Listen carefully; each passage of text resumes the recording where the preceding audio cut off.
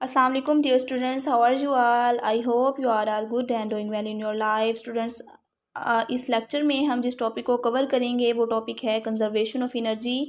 इस टॉपिक में हम देखेंगे कि एनर्जी क्या होती है, ये किस तरह से एक फॉर्म से दूसरी फॉर्म में ट्रांसफॉर्म होती है और क्यों, और ये भी हम देखेंगे कि किस तरह से एनर्जी क्रिएट होती है, यानी किस तरह से एनर्जी को ना ही क्रिएट किया जा सकता है और ना ही इसको डिस्ट्रॉय किया जा सकता है।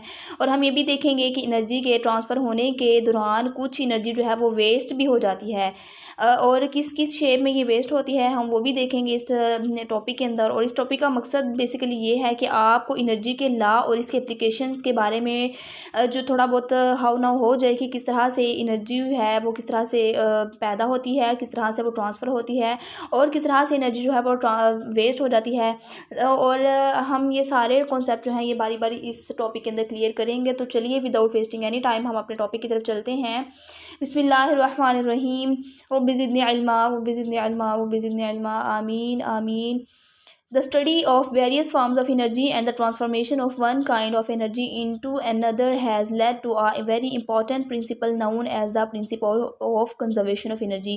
यहाँ पे वो principle of conservation of energy के बारे में थोड़ा सा इंट्रो दे रहा है। कह रहा है कि the study of various form of energy, कि एनर्जी की जो डिफरेंट फॉर्म के बारे में जो स्टडी है एंड द ट्रांसफॉर्मेशन, और डिफरेंट फॉर्म के बारे में स्टडी और जो वो ट्रांसफॉर्म होती है, यानी एक एनर्जी की जो फॉर्म है वो दूसरी में ट्रांसफॉर्म होती है of one kind of energy into another, यानी एक शक्ल दूसरी में चेंज होती है। Has led to a very important principle, इससे बहुत इंपॉर्टेंट जो है असूल बन सकता है जिसे हम क्या कहते हैं, principle of conservation of energy. यानी एनर्जी किस तरह से कंजर्व रहती है, वो ज़ाया नहीं होती, यानी एक शक्ल से दूसरी शक्ल में चले जाएगी लेकिन एनर्जी बिल्कुल ज़ाया नहीं होगी, उसे हम क्या कहेंगे, principle of conservation of energy कहेंगे।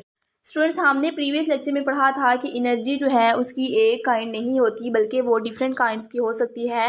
हमने उसकी डिफरेंट फॉर्म्स को देखा था। फॉर एग्जांपल हमने देखा था कि जो हीट एनर्जी होती है, उसके बाद हमने लाइट एनर्जी को देखा था, उसके बाद इसके अलावा भी और कई काइंड्स हो सकती हैं, जैसे साउंड एनर्जी हो सकती है। इस तरह जो हमने देखा था कि पोटेंशियल एनर्जी किस तरह जाके काइनेटिक एनर्जी में चेंज होती है। तो यही डिफरेंट फॉर्म्स हैं, इन्हीं डिफरेंट फॉर्म्स को हम यहाँ पे डिस्कस करेंगे कि किस तरह एनर्जी की जो एक फॉर्म है वो दूसरी फॉर्म में चेंज हो जाती है। ये टॉपिक को कवर करने के बाद आपको समझ आ जाएगी कि एनर्जी का जो प्रिंसिपल है या एनर्जी किस प्रिंसिपल के तहत काम करती है, किस तरह से एक शेप जो है एनर्जी की दूसरी शेप में चेंज हो जाती है, वो सारा हम इस टॉपिक के अंदर पढ़ेंगे। इसलिए इस लॉ को फिजिक्स का गोल्डन रूल भी कहा जाता है, क्योंकि ये हर जगह पे अप्लाई होता है, यानी एनर्जी तो हर जगह में पाई जाती है और एनर्जी चेंज भी हो रही होती है, इसलिए इसको गोल्डन लॉ भी कहा जाता है, क्योंकि ये हर जगह पे हर जगह पे हमें ये देखने को मिल रही होती है। नेक्स्ट देखिए स्टूडेंट, यहाँ पे डेफिनेशन बताई है कि principle of conservation of energy की डेफिनेशन बताई है। तो देखिए यहाँ पे वो कह रहा है कि energy can not be created, यानी एनर्जी को कोई भी पैदा नहीं कर सकता, एनर्जी पैदा नहीं की जा सकती, और डिस्ट्रॉयड, और ये डिस्ट्रॉय भी नहीं की जा सकती, यानी कोई ना इसे पैदा कर सकता है ना ही इसे ख़त्म कर सकता है। ये एनर्जी का कोर प्रिंसिपल है कि कोई भी चाहे जितनी मर्जी कोशिश कर ले एनर्जी को पैदा नहीं कर सकता। ये नेचुरल होती है, नेचुरल से पैदा होती है, ये कोई भी इंसान इसको पैदा नहीं कर सकता, ना ही इसको डिस्ट्रॉय कर सकता है, यानी इसको कोई ख़त्म भी नहीं कर सकता। इट मे बी ट्रांसफॉर्म्ड, ये चेंज हो सकती है, ट्रांसफ़र हो सकती है। ट्रांसफ़र मीन एक शेप से दूसरी शेप में जा सकती है, फ्रॉम वन टू अनदर, यानी एक शेप से दूसरी शेप में वो जा सकती है। ना ही कोई इसे क्रिएट कर सकता है, ना ही डिस्ट्रॉय कर सकता है, बल्कि ये ट्रांसफॉर्म हो सकती है, यानी ना ही ये सिरे से बन सकती है ना ही सिरे से ख़त्म हो सकती है, बल्कि इसकी शेप सिर्फ चेंज हो सकती है। But the total amount of energy never changes, यानी टोटल अमाउंट जो है वो कंजर्व रहती है, वो चेंज नहीं होती। उसकी जो अमाउंट है उसके अंदर चेंजिंग्स नहीं आती, वो उसकी जो अमाउंट है वो प्रिजर्व रहती है, कंजर्व रहती है, ख़त्म नहीं होती। तो ये इसका प्रिंसिपल था कि किस तरह से एनर्जी कंजर्व रहती है। फिर से इसको रिपीट करते हैं कि ना ही कोई एनर्जी को क्रिएट कर सकता है, ना ही इसे कोई डिस्ट्रॉय कर सकता है। हाँ, ये ज़रूर है कि एनर्जी जो है अपनी पहली फॉर्म चेंज करके दूसरी फॉर्म में चली जाती है। जैसे हमने प्रीवियस लेक्चर में देखा था कि पोटेंशियल एनर्जी जो है वो काइनेटिक एनर्जी में चेंज हो रही होती थी। इसी तरह हमने देखा था कि इलेक्ट्रिकल एनर्जी किस तरह से हीट एनर्जी में चेंज हो रही होती है।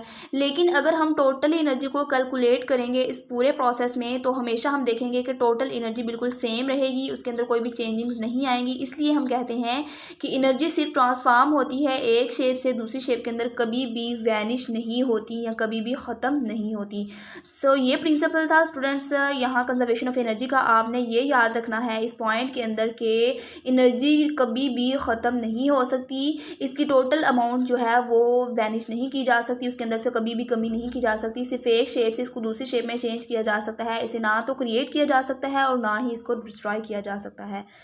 चलिए आगे चलते हैं students. During energy transfer process some energy seems to be lost. कहता है कि जब ड्यूरिंग एनर्जी ट्रांसफ़र यानी जब एनर्जी ट्रांसफ़र हो रही होती है एक शेप से दूसरी शेप के अंदर, तो some energy seems to be lost, ऐसा लगता है कि कुछ एनर्जी जो है वो लॉस हो गई है यानी ख़त्म हो गई है, ज़ाया हो गई है। And not accounted for in a calculation, इसलिए उसको कैलकुलेशन के अंदर कैलकुलेट नहीं किया जाता। यहाँ पर वो एक इम्पॉर्टेंट बात एक्सप्लेन कर रहा है कि प्रैक्टिकल लाइफ में ऐसा होता है कि हमें ऐसा लगता है कि कुछ एनर्जी लॉस हो गई है तो हम उसे कैलकुलेट नहीं करते। फॉर एग्जांपल आप यहाँ पे एग्जांपल ले लें कि जब एक कार मूव करती है तो उन इंजन की जो सारी एनर्जी होती है यानी इंजन की एनर्जी कहाँ से आ रही होती है, पेट्रोल से आ रही होती है, तो हम ये समझते हैं कि उसकी सारी जो एनर्जी है वो मोशन में यूज़ हो रही होती है, जबकि ऐसा नहीं होता। कुछ एनर्जी जो है उसकी जो हॉर्न होते हैं उसके अंदर वेस्ट हो जाती है, कुछ एनर्जी जो है वो उसकी जो लाइट्स होती हैं रोशनी करने के लिए उसके अंदर वेस्ट हो जाती है।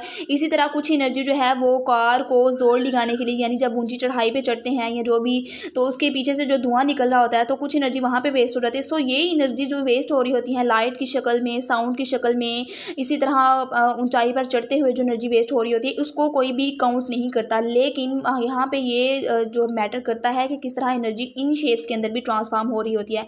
हम सिर्फ ये समझते हैं कि जी सारा पेट्रोल या जो सारी एनर्जी होगी वो सिर्फ गाड़ी को मूव करवाने के लिए ही यूज़ होगी, लेकिन थोड़ी ना थोड़ी मिकदार में एनर्जी इन शेप्स के अंदर भी जाएगी। सो ये भी कैलकुलेट करना चाहिए कि एनर्जी जो है इन शेप्स के अंदर भी जा सकती है, यानी साउंड एनर्जी भी बन सकती है, हीट एनर्जी भी बन सकती है, लाइट एनर्जी भी बन सकती है। इस तरह जो गाड़ी को मूव करवाने के लिए, इसको धक्का लगाने के लिए, ऊंचाई पर चढ़ने के लिए जो उसको चाहिए होती है फोर्स, उसके अंदर भी थोड़ी बहुत चेंज हो सकती है।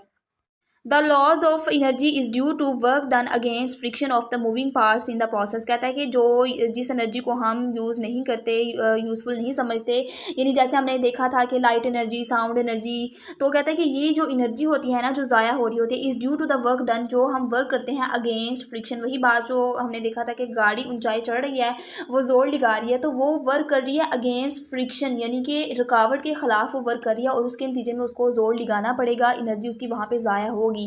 तो वही बात कह रहा है कि जो हमारी एनर्जी ज़ाया हो रही होती है वो वर्क डन होता है किसके खिलाफ, फ्रिक्शन के खिलाफ, जिसको हम कैलकुलेट नहीं करते, उसको हम मद्देनज़र नहीं रखते। हम यही समझते हैं कि ये एनर्जी सिर्फ मोशन के लिए ही यूज़ होगी, तो इसको भी कैलकुलेट करना लाजमी होता है। आगे देखिए students, this energy appears as heat and is dissipated in the environment. यानी जो एनर्जी जिसको हम कैलकुलेट नहीं करते, हम ये समझते हैं कि वो ज़ाया हो गई है, वो एनर्जी जो है, ये एनर्जी हीट की सूरत में यानी अपीयर्स एज हीट, हीट की शक्ल में क्या होती है, इन्वायरमेंट में डेसिपेट हो जाती है, यानी इन्वायरमेंट में वो निकल जाती है, वहाँ पर इन्वायरमेंट में मूव कर जाती है।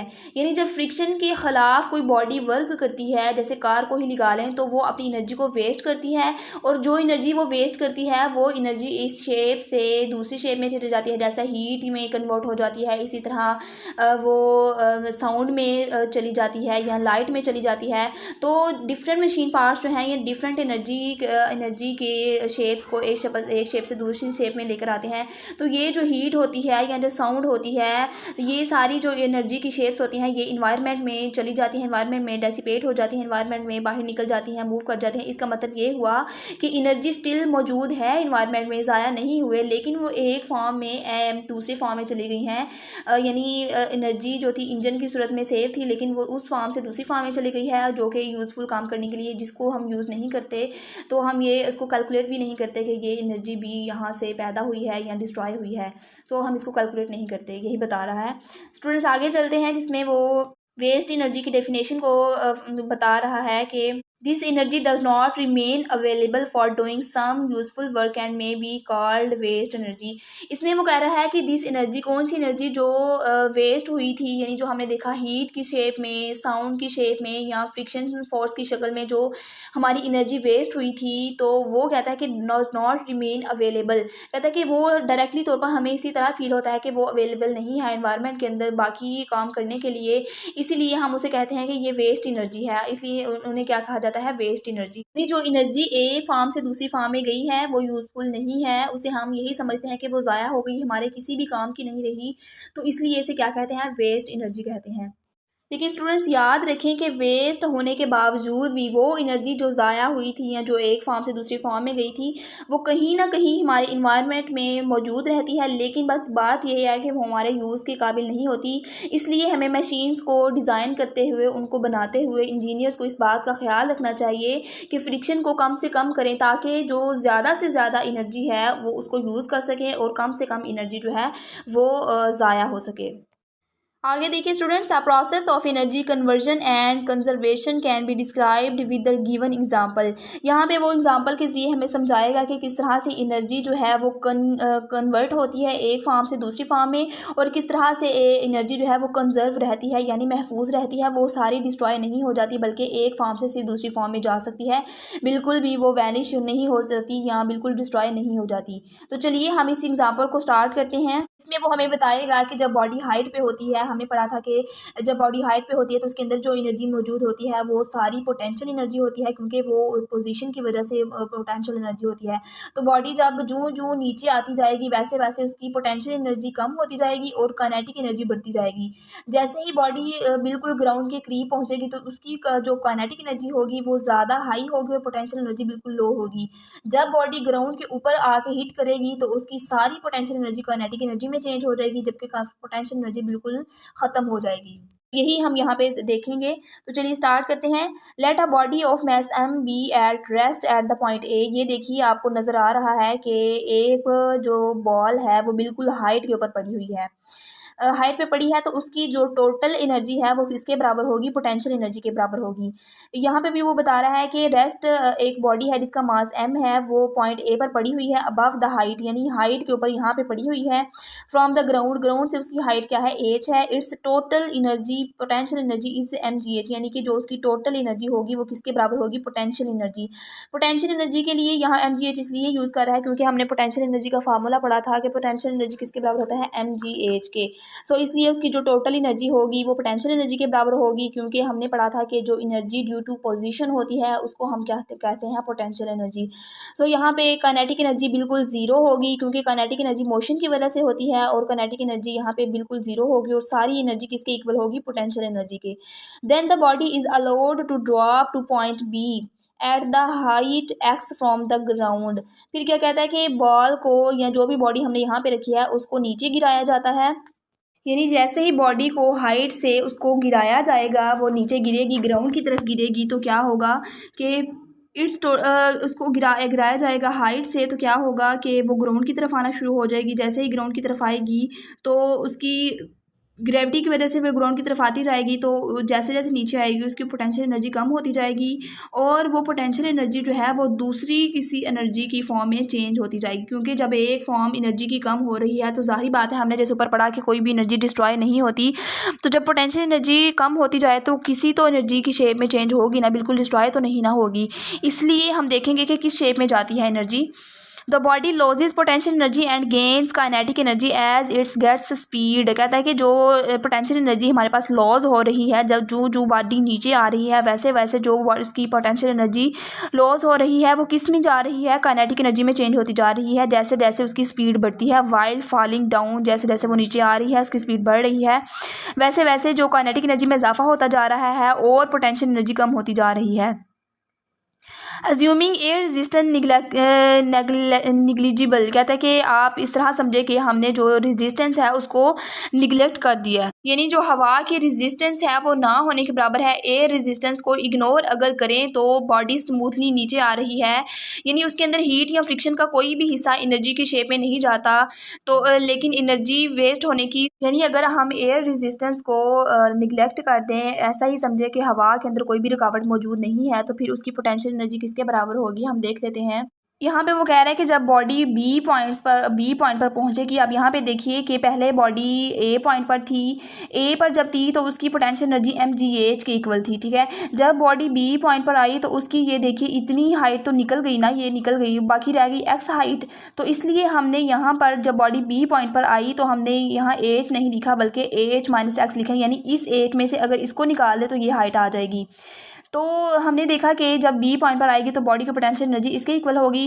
The loss of potential energy will appear as the gain in kinetic energy hence at point B. कहता है पॉइंट बी के ऊपर क्या होगा कि जो हमारी यहाँ तक आकर पोटेंशियल एनर्जी लॉस हुई है उससे हमें काइनेटिक एनर्जी भी गेन हुई है।